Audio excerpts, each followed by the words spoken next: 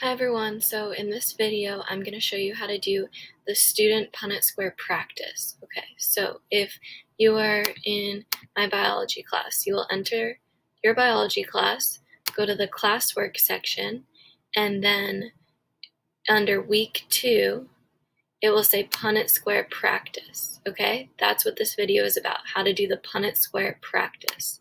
So if you click on that, you'll see student copy of Punnett Square Practice. That is what you will click on. I'm not going to edit this one because that's your copy. I'm going to edit my own copy. So my own copy is over here. Yours looks exactly like this. So when Tuesday 3/21 starts at 8 a.m., it's due Wednesday, April 1st at 11:59 p.m. Your directions are to fill in all of the boxes that look like this. Then turn it in on Google Classroom when you are done. If you need more resources, you can click on these links, but we're just going to start out now. So for each genotype below, indicate whether it is heterozygous or homozygous. So when the two alleles are the same, uppercase and uppercase, or lowercase and lowercase, it's going to be homozygous. When the two alleles or letters are different, an uppercase and a lowercase, that would be heterozygous. So I would write HE in that one. Okay. Let's go to the next question. So this one's done for you. For each of the genotypes below, determine what phenotypes would be possible. So the genotypes are listed, capital P, lowercase p, or lowercase p. It's asking you to determine what phenotypes would be possible. So if purple flowers are dominant to white flowers, that means the purple overshadows the white. So if there's an allele for two purples, then the flower is going to be purple. If there's an allele for purple and an allele for white, then the flower is still going to be purple because purple flowers are dominant to white flowers. So the large capital P will overpower the small lowercase p. Okay, and then if there's two small lowercase p's, the flowers are going to be white. So you can do number 3 and 4 on your own. Number 5 is different. So let me explain how to do a Punnett square. So when you're doing a Punnett square, one parent goes on the top of the Punnett square and one parent goes on the side of the Punnett square. So this parent right here, that's parent number 1. One parent has genotype big R, little r. That parent is going to get spread out over the top right here. The other parent has the genotype little r. So that parent is going to go on the side. Okay, so that parent is spread out down here over the side. That's step 1. Step 2, you bring the letters at the top of the Punnett square down to the boxes below. So these letters that are at the top, you're just bringing it down to the box below right here and down to the box below right here.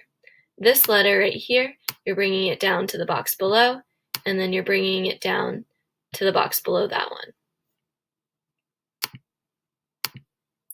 Step 3, you are going to bring the letters on the left across to the boxes to the right. So you bring it to the first box and then you bring it to the second box. You're just moving across.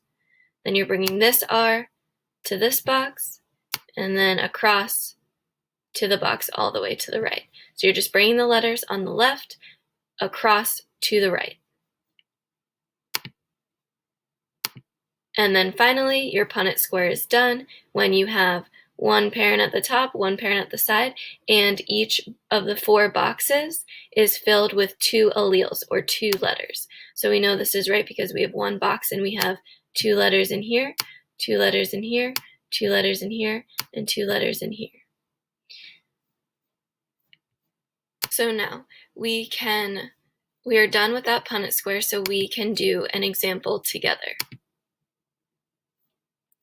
Okay, so it says set up and fill out the Punnett square for a capital R, lowercase r parent crossed with a lowercase r parent. Okay, so this is our cross right here. So we need to fill in the boxes. I'm going to take this parent and put it on the side. So I'm going to do that now. I need to type uppercase R, lowercase r. Okay, then I'm going to take this parent and draw it on the top. So this parent is lowercase r,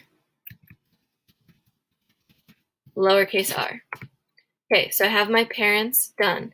Parent on the top, parent on the bottom. It doesn't matter if you switch it, you'll still get the same results.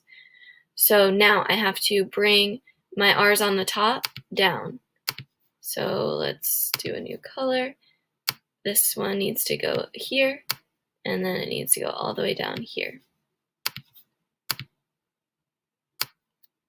So I have a little r in this box, and a little r in that box.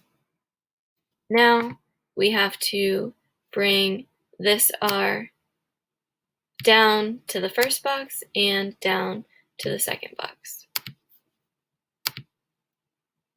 So we are going to type little r and little r, because that's what this is. Now we have to go to the right. So I'm going to take this big R and move it to the right, and then move it to the right. So the capital letters always go first. So even though I did this one second, you still have to write it first. Okay.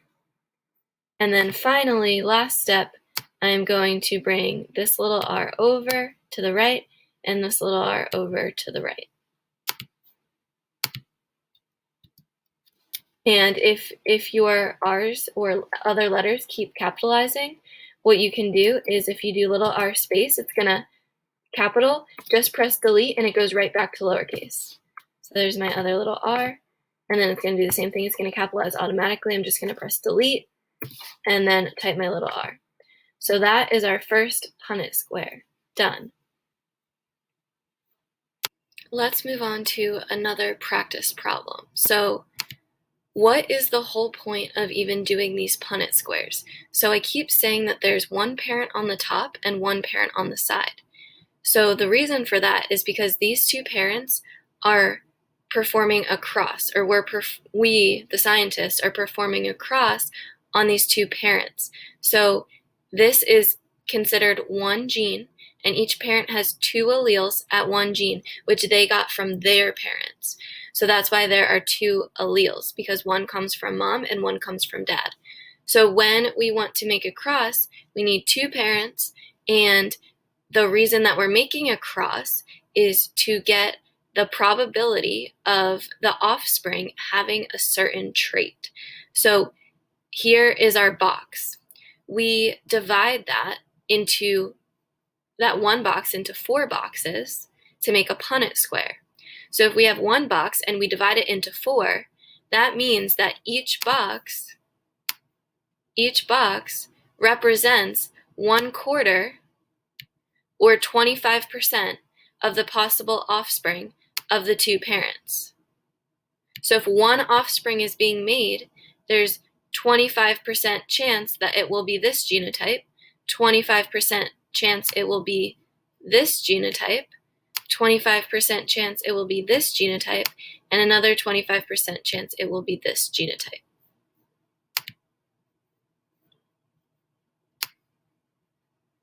Okay, so as I'm erasing, let's read the question.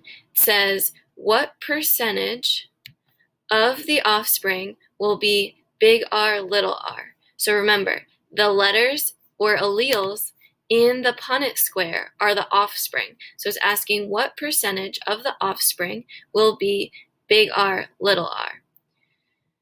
So we look in the boxes and we see there's a big R, little r right here.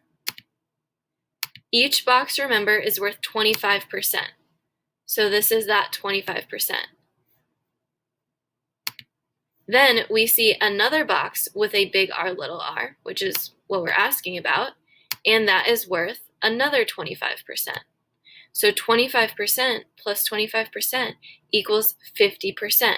So I could ask the question one of two ways. I could say, what percentage of the offspring will be capital R, lowercase r?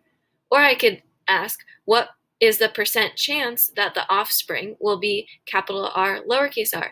And both responses will be 50% because we have a 25% chance here and a 25% chance here. And if we add them together, we get 50% total. So let's do one together. It asks, what percentage of the offspring would be big R, little r? Okay, so the Punnett square is already done for you in this question. So now we just have to find the big R, little r, because that's what the question's asking. So I found one right here, and I found one right here. So that means if we do 25% plus 25%, we get 50%. Okay, so 50% of the offspring will be uppercase R, lowercase r. So I'm going to type that answer here, 50%. So now, second question, it asks, it says, round seeds are dominant to wrinkled seeds. So now, question 11 says, what percentage of the offspring will be round? So now we have to look at dominant versus recessive. So round is dominant. So if we have a capital R genotype, that seed will be round. If we have a capital R lowercase r genotype, that seed will also be round. And then if we have a lowercase r genotype, that seed will be wrinkled. So it's asking what percentage of the offspring will be round. So this one will be round, this one will be round, and these won't. So again, we do the same math. 25 plus 25 equals 50. So 50% of the offspring will be round. Okay, let's do one more practice problem, and then we're done. So let's do number 12 and 13. It says, what percentage of the offspring will be little r, or lowercase r? So all we have to do is find the lowercase r, and each box is worth 25%. So 25% plus 25% equals 50%. So that was easy. What percentage of the offspring will be lowercase r, 25% plus 25% equals 50%. Now it says round seeds are dominant to wrinkled seeds. So it's the same thing as last time. Round seeds are dominant to wrinkled seeds. Round seeds are either uppercase R or uppercase R, lowercase r, because round is dominant, or if there's a wrinkled seed, it's going to be lowercase r. So what percentage of the offspring will be wrinkled? So we already found them. The wrinkled peas are the lowercase r. So we have one right here, which is worth 25%, and one right here, which is worth 25%. And so 25% plus 25% equals 50%. Okay, so that's it for this problem. What you can do to check your work is notice that your percentages will always either be 0, 25, 50, 75, or 100. So if your percentages are not those numbers, then that means that you did something wrong because each box is worth 25%. Okay, if you have any more questions, you need to call or email me or ask a friend or follow the links that I posted in the second slide of this presentation. Hopefully your classwork goes well, and I will see you in our next Zoom meeting. Bye.